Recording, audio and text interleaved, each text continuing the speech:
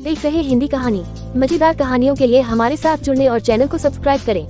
तो कहानी शुरू करते हैं। सारस और केकड़ा की कहानी। बहुत समय पहले की बात है।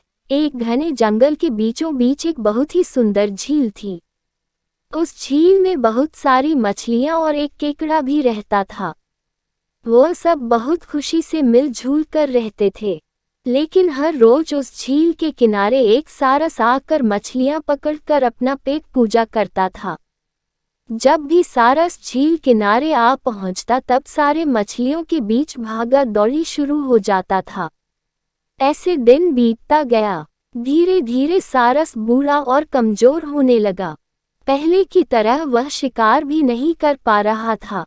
सारस बहुत दुखी होकर झील किनारे बैठ गया।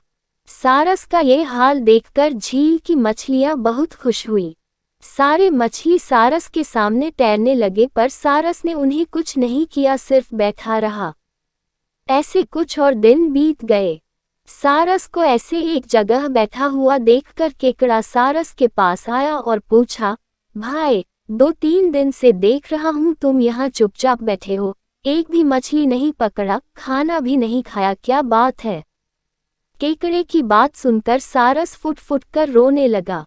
सारस ने कहा, क्या बताएं दोस्त, मैं बहुत ही दुखी हूँ। कुछ दिन पहले एक ज्योतिषी ने मुझे एक बात बताया कि बहुत ही जल्दी यह झील सूखने वाला है। बिना पानी के तुम सब कैसे जी पाओगे?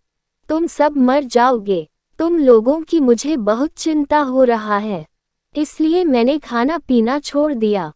केकड़े ने कहा, क्या बोल रहे हो? ये तो बहुत गंभीर और चिंता की बात है। मुझे सबको बताना होगा। सारस की बात केकड़े ने झील की सारी मछलियों को बताया। सारी मछलियां और केकड़ा मिलकर सारस के पास गए और बोला, क्या बोल रहे हो, झील सूख जाएगा? तब हम सब कहाँ जाएंगे? क्या करेंगे? कोई तो उपाय होगा न बचने का। हम सब ने तुमको हमारा दुश्मन समझा, पर तुम तो हमारे दोस्त निकले। हम लोगों के चिंता के कारण तुमने खाना पीना छोड़ दिया। दोस्त, अब तुम ही कोई उपाय बताओ। सारस ने कहा, अच्छा लगा सुनकर कि तुम सब ने मुझे दोस्त माना है। एक उपाय है, कुछ ही दूर पर एक तालाब है। अगर तुम लोग चाहो तो मैं एक एक करके तुम लोगों को वहां छोड़ सकता हूँ।